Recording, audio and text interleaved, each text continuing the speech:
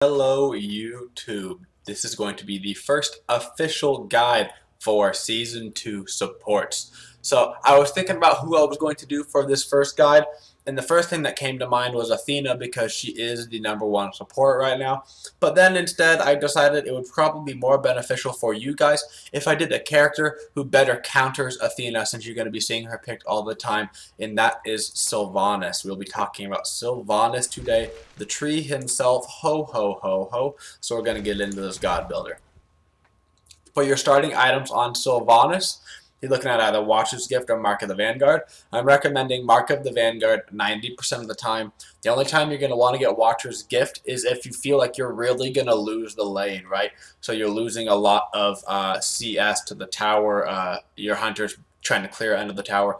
Most of the time that doesn't happen with Sylvanus. Sylvanus typically has the lane advantage. His auto attack very strong for clearing the wave, so you won't have to do that most of the time. As far as your major items going into this first thing past your starter item, Winged Blade is huge on Sylvanus. The reason why Winged Blade is huge on Sylvanus is he has no getaway. Winged Blade is ginormous right now on Sylvanus and Ymir because neither of them have any getaway at all. On any general support, it's very strong right now, but specifically on those two gods. So what are you going to do after Winged Blade? Typically, you're going to get Tier 1 boots, cost 300 gold, and you're going to get 6% movement speed from it. Combined with your Winged Blade, you're only 2% short of having full boots. That way you have essentially full movement speed plus the Winged Blade passive, and you're going to be perfectly fine. Looking into your first real item, it's going to be situational between Sovereignty and Heartwood. The reason why it's situational, if they have all the magic damage in the world and their magic damage is fed, you're getting Heartwood Amulet. If it's a normal game and there's like a mage or two, or one mage and the guardian, and then the rest are physical damage, you're going to get Sovereignty. The reason why we favor physical protections over magical protections is minions do physical damage, towers do physical damage, Gold Fury does physical damage. That's why we want to get physical damage first if we can, but not always. Like I said, it is situational. So depending on which one you get first in that situation, you'll then get the other one, and then you'll work your way into Lotus Crown. Lotus Crown very strong right now. This build is pretty expensive. Gold fairly hard to come by on support, but don't worry, the other support is having the same gold problems as you, so you guys are washed on that. The reason we're getting Lotus Crown, Sylvanus has the Wisps. The Wisps heal. On top of the protections you're giving your team from the auras from Sovereignty and Heartwood, you'll also give them the protections from the Lotus Crown, the passive being 20 physical protections, magical protections. You're now giving your team 40 physical and magical protections, which is quite a lot. If you have Shell, that's another 45 on top of that. You're looking at 85 plus 15% reduction for 5 seconds. That's a lot of protections. That's a lot of craziness happening. Towards the end of your build, end of the game, you're either looking at going into a situational defense item, Witchblade, they have a lot of attack speed. Pestilence, they have a Ra and a Hercules and a Shanga. Midgardian Male, they're all attack speed. They have Kali, Apollo, whatever. Or Magi's Blessing in just a regular, normal setting. They have a fairly average team. You're going to get Magi's Blessing. That'll help you secure objectives better. It's not as strong as it used to be.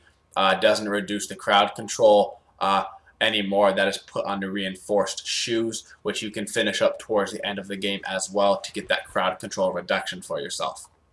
As far as actives go, Wrath of the Gods, about 85% of the time in Sylvanus you want to lean towards Blink. So you're looking at Blink, but you're not always getting Blink. You have to keep in mind Weakening Curse. This is a big thing that even other pro supports forget about sometimes. Just because you want to get Blink for the initiation doesn't mean you can. You have to get Weakening Curse if they have Ra, Aphrodite, Sylvanus, Chang'e, whatever. You know, all these, like, there's combinations of heroes. Like, if they have a Ra and a Hercules, that probably you need to get it. If they just have a Sylvanus, you probably don't need to get a Weakening Curse, right? But you have to just factor that in. You have to think about that consciously, what you're going to do there. So, moving into our abilities here. Passive from Sylvanus. 25% chance when you get auto attacked that they're going to get rooted for 1 second, and it can proc every 12 seconds. Very strong, seems to proc more than 25% chance, but that is not my specialty. So, Burden Growth, this is the skill you're going to get at level 1. This is your little tree. You're going to throw it down before the start of the game if you can at your mid laner's tower. That way they can have mana regen. When this sprouts up, it gives them mana regen. It's fairly nice. You can throw it over in the solo lane as well. Whatever, doesn't matter. Maybe you don't have a mage in the middle for some reason. You're only going to get 1 point in this skill. Basically, you get the full 1.25 second root from it, and that's all you're going to need from the skill for the rest of the game. It reduces protections as well, which will be kind of cool scaling in towards the end of the game, but you don't need that towards the start. You just need 1 point. Level 2, you're most likely going to be getting the Wisps. This is your heal. No longer targets minions, but it does hit yourself. It does hit your friendly gods. Very strong sustain for in the lane, and also gives protections, 25. That means protections from Wisps, 25 for 5 seconds. Sovereignty in Heartwood, another 20. Plus Lotus Crown, another 20. Plus Shell. You have like a bajillion protections with Sylvanus in a group fight setting, which is why he is so awesome, okay? You're going to get this skill maxed up first, and you're also going to get it at level 2 typically. Nature's Grasp, which you can get at level 2 if you see a kill opportunity. This is your pull. It takes about a second to launch out and get to its target. It brings them to you, and it stuns them for 1 second once they get there. You're going to rank this skill up second, the reason being it reduces the cooldown. It gives you a lot more initiation opportunities, pick-off opportunities. Typically getting this skill at level 3, and then leveling up Wisps at level 4 again for tier 2 Wisps. But like I said, if there's a pick-off opportunity, you can get Nature's Grasp at level 2. Wrath of Terra. This is one of the best ultimates in the game for support. It's a bleed that does quite a bit of damage towards the start of the game. 300 base damage bleed. Just going to get mitigated some, obviously, but that's alright. The big thing about it is it's a knockup. So Geb ultimate, right? Stuns, you can beat out of it. Sylvanus knocks you up. You have to preemptively beat in order to get out of it. That's why it's better than Geb ultimate in terms of the CC that it brings, not necessarily the damage that it brings. Something else we should talk about Sylvanus is his, let's call it a hidden passive. His auto attacks are AoE, and they knock back the minions. So think about Ares Flame Wave, how it knocks back the minions. The minions cannot attack when they're getting knocked back like that. That means your minions are doing more damage than their minions because you keep giving them a little knockback, a little knockback.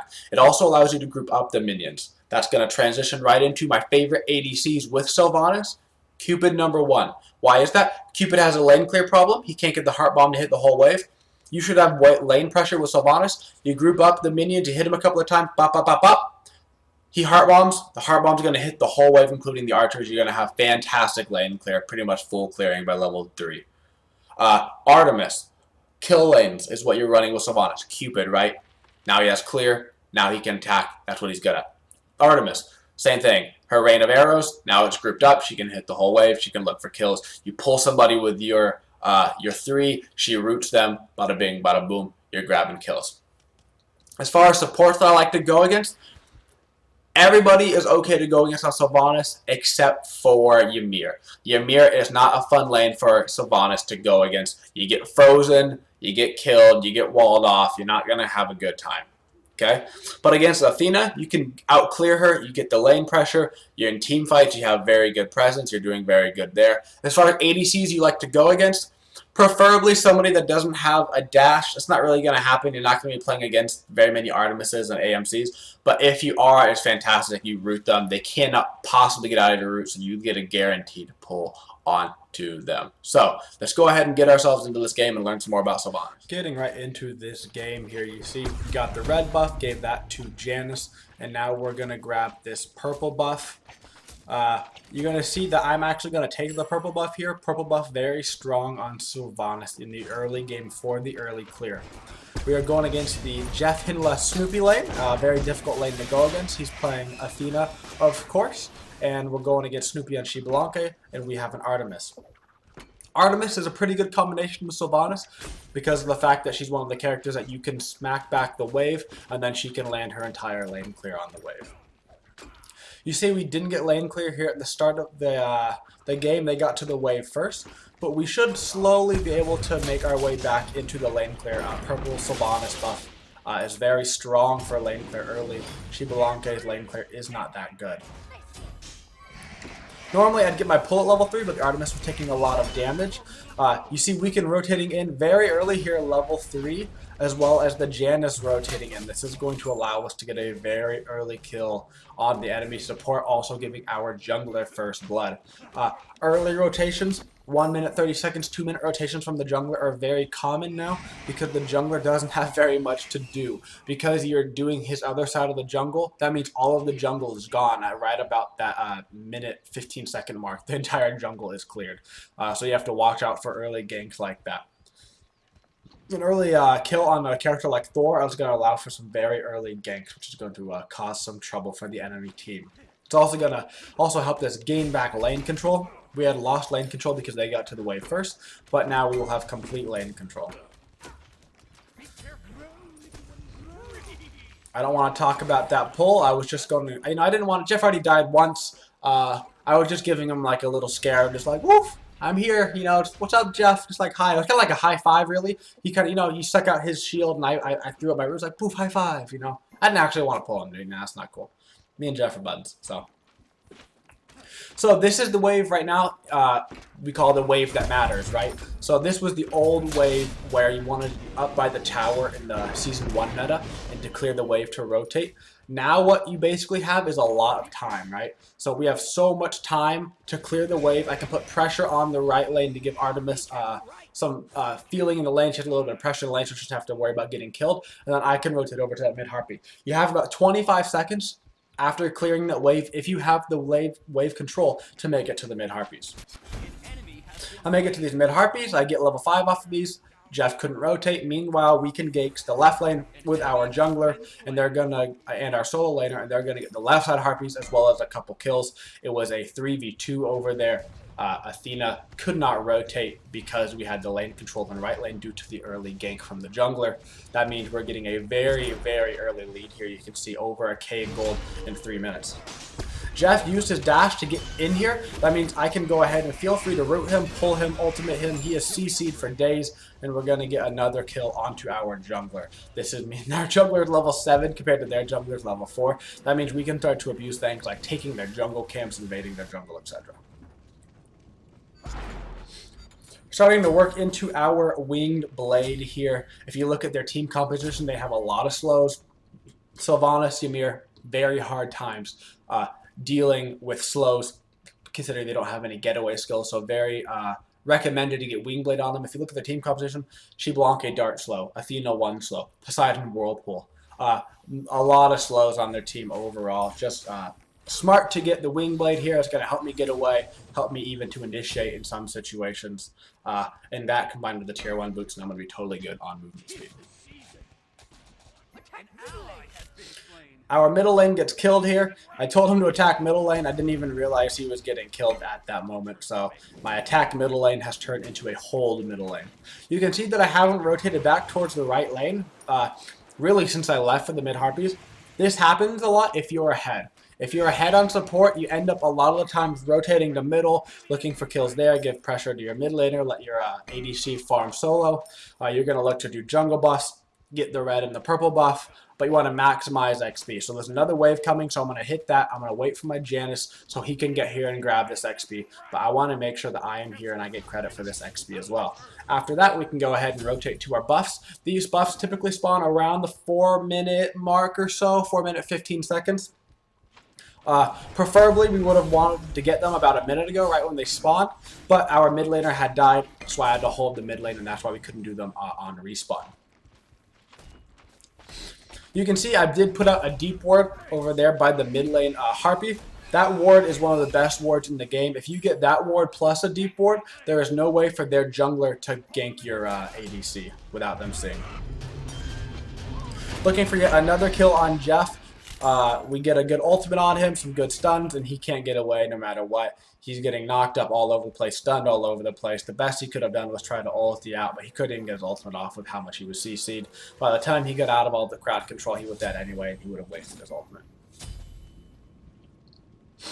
At this point now, I'm pretty far ahead. I can finish up my wing blade as well as grab a sentry ward. Typically, you don't have to start grabbing sentry wards until about the 9 to 10 minute mark. But with me being this far ahead, this is going to give us an opportunity. I can use this to counter ward. I could use it to try to maybe do an early gold fury. There's a lot of things I could try to do with this ward. Our team's getting the right side Harpy, so I feel no need to go over there. I'm going to look at the left side Harpy, but they've already done it, so that's alright. I didn't need to go over and split the right side Harpy anyway. My ultimate is down, but I still have a lot of presence with my root as well as my heals, so I'm trying to help out my team as much as I can. We're getting a lot of good damage off here. Trying to make sure they don't kill our Janus in the back. Weekend is going to go ahead and chase down a Hunbats. Nothing for me to chase down, so I'm going to stay right here and just chill out. He chases down the kill all the way in the back. I'm going to heal my Janus and start working my way back towards this ADC lane where we find a Chronos. But Chronos is extremely fast, and there's just no way I'm going to catch a Chronos unless he puts himself in a very bad position. Throwing down the sentry ward, we go ahead and see that Jeff Henless placed down a ward, so we can counter that fairly easily. Trying to see if we can find a kill on Snoopy here. Going to come all the way around deep. There he is. I don't want to use my root in case he dashes, but I need to use it as well. Unfortunately, me and Artemis use our skill at the exact same time, so we don't get either of our skills off. Unfortunately, the Artemis stopped chasing with me.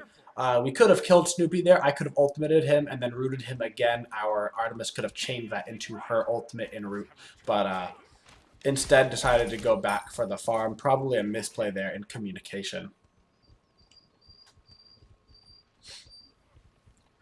So at this point, as a support, after you get your wing blade done, or your boots, whatever you opted for, your priorities become twofold. 1, finish your Hog 3.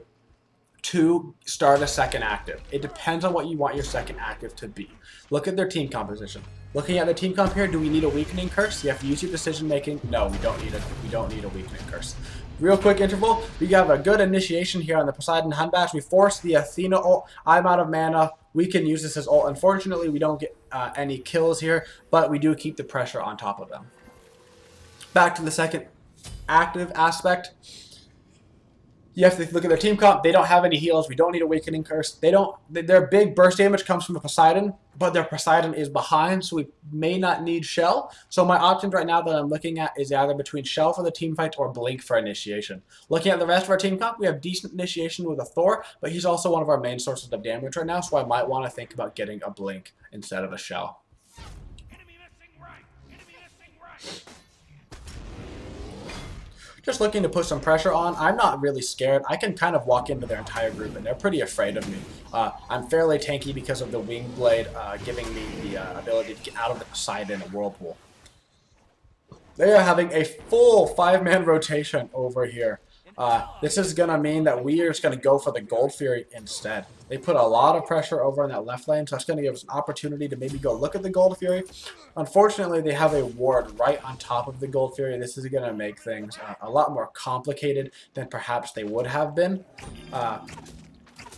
But we're going to start it anyway. We see Jeff coming over. This is one of those times where it's really important to look at what actives people have. I see that Jeff does not have tier 3 Hog. This means that no matter what, essentially, they cannot take this Gold Fury. It would take an incredible amount of communication between 2 people in order to double Hog this Gold Fury to take it from me. But this means I get a free Gold Fury. We're also going to pick up a kill onto Jeff. I am fairly low, but the heal is ticking me up, and my team rotates in with a very strong Janus ult, and they're going to be able to let me get away. We get the Gold Fury. The only person that died there was Artemis. 1 Artemis death for the Gold Fury and 2 deaths on their team is definitely worth, especially with the length of the lead that we had already. That's going to be very strong to continue our lead. But at this point, I'm just looking to get out some more wards. I don't necessarily need a sentry right now because the Gold Fury is down. Typically, your sentry wards are for having vision around the Gold Fury and taking away vision. They don't have the Gold Fury up, so we can just get regular wards out to get more of a mass vision out. I also, because of that Gold Fury, now have enough money for my Blink. This is going to allow me to look for better opportunities of initiation onto their entire team. Once again, going back to this mid lane, the support goes to the mid lane a lot for mid Harpies and grabbing XP. It's just one of those things you do a lot.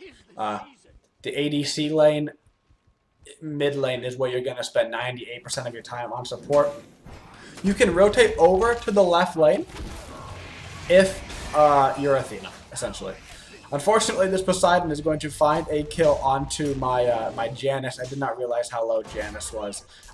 Trying to pick up a kill onto that Poseidon, but Jeff Hindler is going to have a very good taunt and go ahead and help him get away. Jeff Hindler getting himself in some trouble, though, by trying to save this Poseidon, and we're going to be able to pick off Jeff Hindler, but he did do his job as support, and he did save that Poseidon from an inevitable death if he would not have taunted me. Our lead, perhaps not as big as it should be right now, with the amount of kills we are ahead and the gold fury that we're up. We're up about 3,000 to 4,000 gold, which is a very strong lead from this point, but I almost feel like we should be ahead another 1,000 gold or so, perhaps farming not going as efficiently as possible across the entire team. One change for support in this season is you're allowed to do jungle buffs on your side of the map. Often the jungler is doing the speed and blue with the solo laner and ganking, and you in the mid laner or you in the ADC are knocking out your red buff and purple buff and maybe even your back harpy. Depends on your jungler. The jungler sometimes likes to be able to go back and do that back harpy with the mid laner, so you might want to leave that alone. But getting a lot of XP now from these red and purple camps is also going to help you get a little bit of gold that you're losing out from because you don't have Midas boots or typically Watcher's Gift now that we're getting Vanguard a lot for the tankiness. If you don't get Vanguard, you're going to be really squishy at the start of the game and you have to play very passive. It is doable. You will typically have more gold, but you're not going to have more gold if you die at the start of the game because you got Watcher's Gift, so you have to factor that in. Athena ultimate down with the Hunbats, looking to help out our Janus. Our Janus has a very good portal there to get him out of trouble, but Snoopy has found him again and wants to put him into trouble, but they group up perfectly for my ultimate. I look to get a pull on the Hunbats. The Thor ult lands, I pull him, and we get a best raw stun onto him. Artemis picks up Snoopy in the back, and we're looking to do some damage on this Kronos. I am fairly low on HP, but my entire team is here to back me up. The Kronos ultimate's right back into the heart of the group, and we're going to see if we can get a pickoff on him as well. Looking to grab a kill onto here. I miss my root and my pull. I suck. It's all up to you, Artemis. Oh my god, Artemis, get out. You're gonna die. What are you doing? Except for, oh wait. Pow! He's gonna show that Kronos who is the boss. Their speed buff is up. We're going to take this opportunity to try and steal this. They will be spawning soon. They will be coming back extremely fast. I see two over there in the mid lane, but with my speed buff, with my wing blade, they will not be able to catch me, and I will be able to get out fairly free here. Taking their speed buff is going to be a big hindrance onto their jungler. Going to put him even farther behind than he already is, which is 3 levels, as well as probably 1,000 gold. If you look at the scoreboard right now, you can see their support doing a very good job at keeping up in levels. It's a lot harder to keep up in gold right now on support when your team is behind than it is to keep up in levels. Making sure to keep your farm up as a support when you're down. Jeff doing a very good job, making sure he's still splitting the jungle camps. He's still getting the waves from his ADC lane, from his mid lane. But gold is going to be the harder capacity because you're not getting as many kills or assists. A fight breaking out here. The Kronos ultimate should be down from the previous fight, so we can look for an opportunity here for a kill. Waiting for the Thor ult there is waiting to use my Sylvanus ult until they have grouped up into more than one person. This is going to allow me to pick up a kill onto their Kronos. Looking to put some pressure onto Jeff, but I see that we're going for a different target, so we're going to go ahead and pick off Hunbats fairly easily right here, which also means we're going to have a fairly easy gold fury, taking out 3 of the 5. If Jeff wants to come in to steal this, he's going to have to put himself into a suicidal situation where he may or may not get this gold fury. Our entire team is here except for Roth. They come in, it's going to be a 4v2. The Poseidon just spawned. He will not have enough time in order to get here. This gold fury will be ours, no problem. Didn't want to use my hog there if I didn't have to. If we would have had better team communication, the whole team could have stayed on the gold fury. We could have gotten the gold without using the hog. The only reason right there for not wanting to use the hog is if they were going to rush down the fire giant, but we see X-Blanc is over in the right lane, Poseidon is middle. They're not going to go for the rush of the fire giant. Sometimes teams look to do that kind of play where they see you, they know your hog is down, so they make it all in play because they're down 6,000 to 7,000 gold at an early point in the game, and it's just something you have to be aware about. Once again, going back to the mid lane, we spend a lot of time here in the mid lane. especially when we are ahead or our ADCs are ahead. When your ADCs are ahead, you just want him to keep getting farther and farther and farther ahead. Leave him alone, throw him out some deep wards, and call it a day. Typically, the ADC right now very hard to gank with the type of characters that's being played. Artemis, actually, by this point of the game, not a very easy character to kill. Towards the beginning of the game, no escape, easier to kill. By this point, typically having sprint and beat and her ultimate and the movement steroid on her too, meaning she has a lot of movement ability. She has a lot of CC immunity. Actually, fairly hard to kill. Jeff dashing in onto Weaken. My ultimate and blink are up. I'm looking for an opportunity. I'm going to go ahead and go for Jeff. A bit of miscommunication here. Probably should have gone for the Hun Bats. The Hun Bats and Jeff are going to get away, but at the expense of the Athena ult and our 2 ults on Sylvanus and Janus. Not the best exchange for us there. But we do have the ability to siege towers with a Sylvanus, having the ability to heal up ourselves.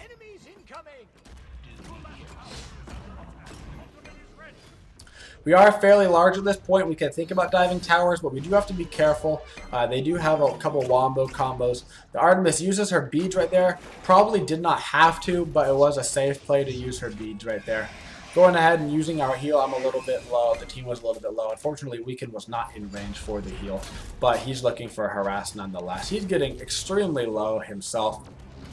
Needs to be fairly careful. Sovereignty is not finished yet for me, but Sovereignty no longer gives physical protections to your team. It gives magical protections at HP 5. Not going to affect my team that much in the team fight, except for the Poseidon damage. Chrono's typically going to be away on the other side of the map dealing with the Raw. But that is now solved as we have finished our Sovereignty. Did have enough money there to grab a ward. I probably should have. That's a misplay on my part. Should have grabbed either a sentry or 2 regular wards. At this point, the Gold Fury is down, and that's when you can think about rotating to different lanes. You don't have to stay in the mid or right lane if the Gold Fury is down. Typically, you can rotate over to that solo lane if you wish, if you think there's a kill opportunity or an opportunity to push a tower. Only time you can go over to that lane is when the Gold Fury is down. If you go over to that lane when the Gold Fury is up, they can rush it down, and your team can't do anything because they don't have a Hog 3 to contest. Should be a fairly easy kill here on the mid laner on this Poseidon. Unfortunately, we have a bit of miscommunication here with the Janus. I go in, and their entire team is collapsing on me. The Janus does not follow up on this, but that's okay. I'm going to take this Janus portal, which takes me deep into enemy territory, but actually away from the majority of their group. Artemis is there to back me up, and this is actually going to be a win on our part, getting down a lot of their ultimates there. XP ultimate down. I believe Athena ultimate used as well, and I'm going to get to back here freely. They're trying to clout on me. They can't quite get there fast enough to do anything. 7,000 gold lead here at the 19-minute mark. Pretty steadily have been increasing this gold lead since the start of the game, getting gold furies, getting towers down. We need to think about getting the tier 1 tower down on the left lane and then start worrying about tier 2s. That'll probably come from a pick-off. We need to look for an opportunity to kill the Explonk, kill Poseidon, somebody squishy. Their jungler is very far behind now, 4 levels behind, and that's going to be a big problem for them.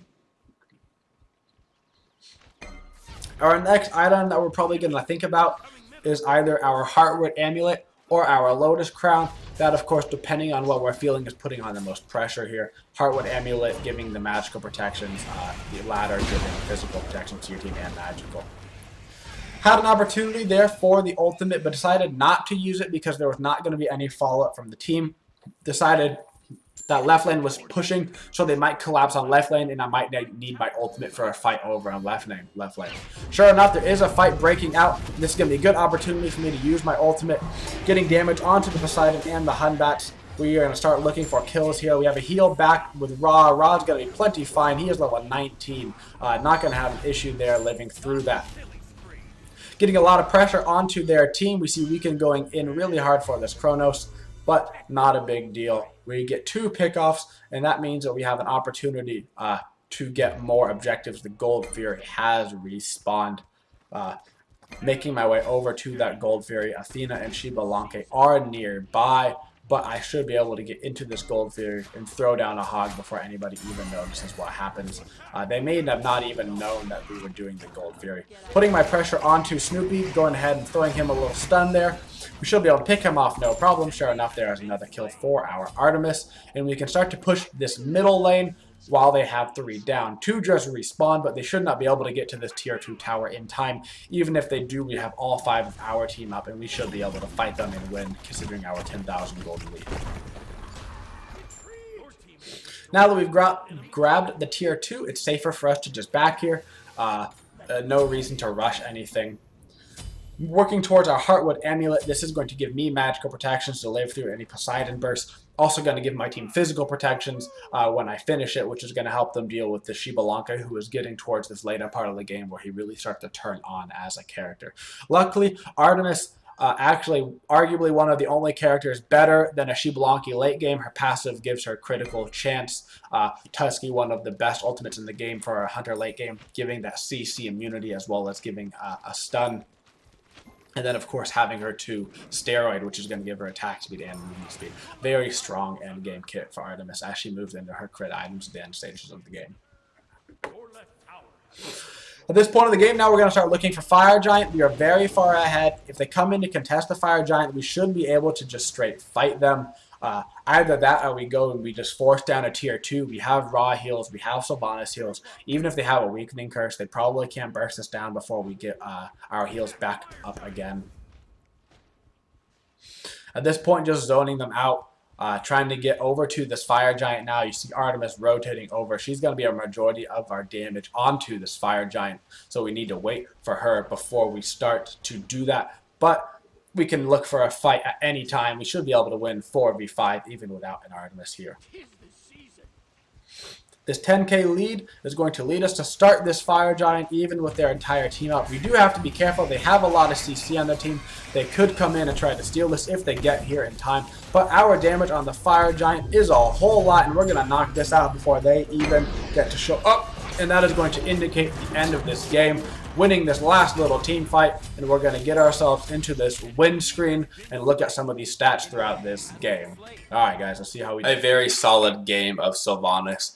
Very good play from the whole team actually there. You can see that we did 8,000 damage on Sylvanus. Not bad for a support. If you look over at their damage numbers, we actually did more damage than 3 members of their team. And we did more damage than our Raw, the best on our team, as well as contributing 4,000 healing compared to 1,800 of our Raw. Sylvanus having that big team heal, very strong in team fights, especially towards the early and mid stages of the game. Looking at our final build here, we started off with Mark of the Vanguard, of course our Hog, and our Ward start, which is very important on Sylvanus. He's the only god that can do that. I wanted to remind you about that. Then, of course, we have Wingblade. That's our first item. They have a Poseidon. Poseidon, very difficult to deal with without Wingblade.